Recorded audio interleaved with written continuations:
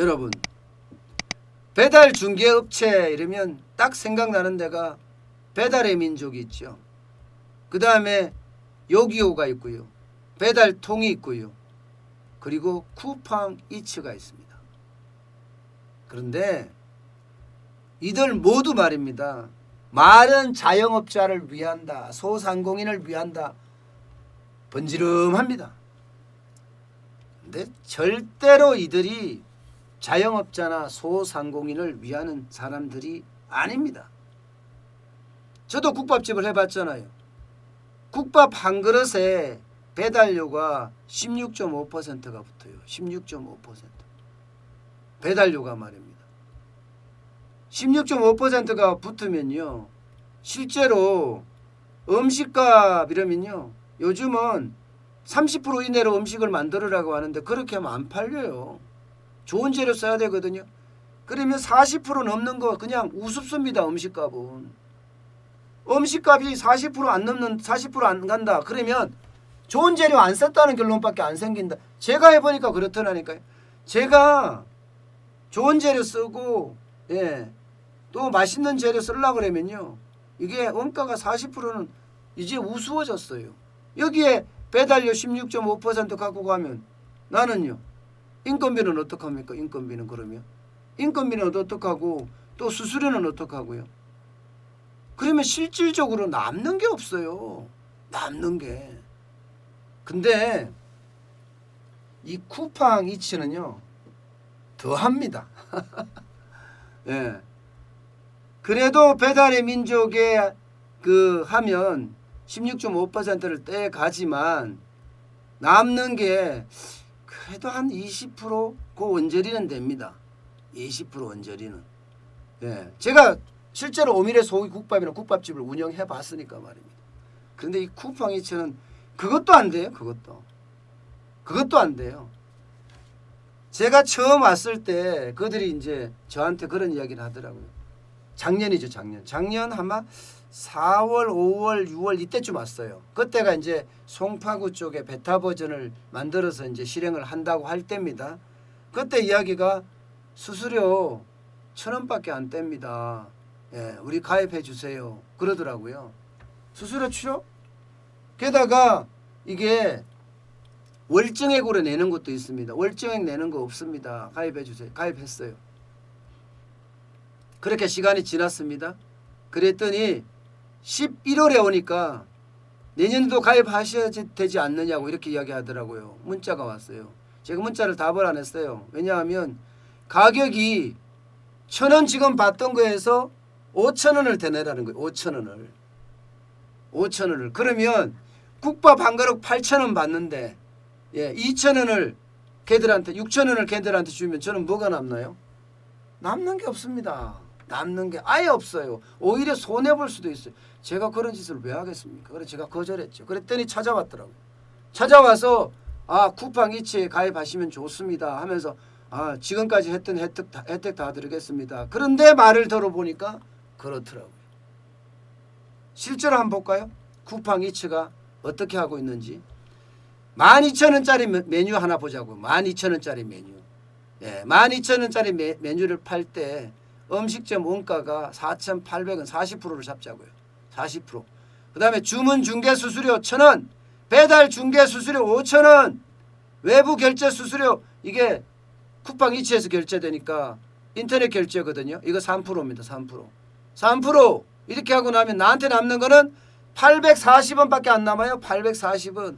12,000원짜리 팔아서 나한테 남는 건 10%도 안 된다는 거예요. 10%도.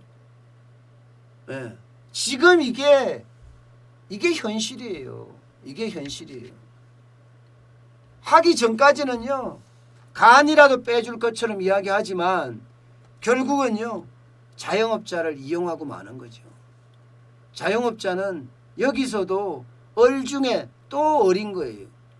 어떤 사람들은요. 배달의 민족에 올리면서 이거는 마케팅용이야 이렇게 올립니다.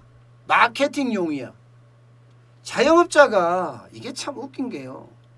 뭐 프랜차이즈 본사가 운영하는 여러 개 전국의 수백 개 회사 그것도 직영으로 운영하니까 그렇다면 맞아요. 마케팅 운영이 맞습니다. 마케팅 운영이 되는 거고요. 그런데 이 생계형 자영업자가 천진데요. 거의 550만에 달하는 자영업자 중에 생계형 자영업자가요. 거의 대부분입니다. 80%까지 올라가요. 80%까지. 400만 이상이 생계형 자영업자라니까요. 근데 그 생계형 자영업자의 마케팅을 하라고요? 글쎄요. 얼마나 할까요? 저는 국밥집을 해본 장본인으로서 불가능합니다. 나는 팔아서 돈을 벌어야 돼. 요즘같이 코로나19가 창궐할 땐 더 하겠죠. 손님이 안 오는데? 배달에 시켜 먹는데? 그럼 배달하는 데서 이익이 나야 되는데 이익이 안 나고 마케팅 수단으로 써라? 에이, 아니죠. 아니죠. 인건비가 얼만데요. 국밥 한 그릇 팔아서 10%도 남지 않는다면 어느 누가 있어 자영업을 하겠습니까? 지금 배달업체가 그래요. 배달업체가. 제가 배달업체의 배신이란 말을 왜 썼겠습니까? 현장에서 제가 직접 느껴봤거든요. 그래서요. 자영업자들 중에는요. 아예 배달을 안 하는 사람도 많습니다. 조금 가게가 되면 그리고 맛이 있는 집 같은 경우는 더더욱이나 배달 안 해. 왜냐하면 가게에 와서 먹어야지 음식의 제맛을 느낄 수 있다. 이렇게 이야기하면서 배달 안 합니다. 배달해봤자 힘만 들고 남는 게 없어. 아예 배달 전문업체만 몰라도 배달 전문업체가 아닌 게 대부분인데 지금 그렇게 되면 되겠어요? 제가 말씀드렸잖아요. 저도 국밥집을 할 때 1,000원 받는다고 했기 때문에 했는데 나중에 배달 대행료 5,000원 내놔라 이러더라고요. 주문 중개료만 1,000원 받는 줄 알았더니. 그러면 남는 게 뭐가 있냐고요. 남는 게. 게다가 그 당시에 이제 오토바이를 가지고 직접 배민 라이더스라고 합니다. 이렇게 저는 배달하는 걸 선택을 했어요. 그러면 이 선택은요. 16.5%인데 쿠팡은요. 20%예요. 그것도 20%. 제가 이런 얘기하면 좀 그렇긴 하지만 제가 그 당시에 느낄 때 도둑놈 이렇게 느꼈습니다. 재주는 누가 넘는데 돈은 누가 챙긴다고. 곰이 넘었으면 곰한테 줘야 되는데 왜 왕서방한테 주냐고요. 정부의 정책이라는 게 바로 이런 데가 정책이 필요한 거예요. 이런 데가 독점하고 횡포 부리고 갑질이라는 게 이런 거 아니에요? 갑질이라는 게. 이런 데 바로 정부의 어떤 정책이 제대로 먹혀서 자영업자 소상공인이 장사를 할 수 있게끔 만들어주는 거. 이것도 방법 중에 하나가 아닐까요? 저는 그렇게 생각해요. 그런데 그렇지 못하다는 게 저는 참 안타깝다. 정부는 현장에 없다. 이런 생각이 드는 겁니다. 배달 업체들도 그들이 처음에 초심에 가졌던 자영업자나 소상공인을 위해서 한다.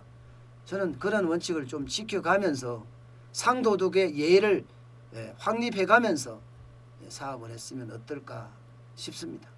너무 자영업자 소상공인 등골을 빼먹으려고 그러면요. 이게 결국은 역풍을 몰고 온다는 거 분명히 알아요.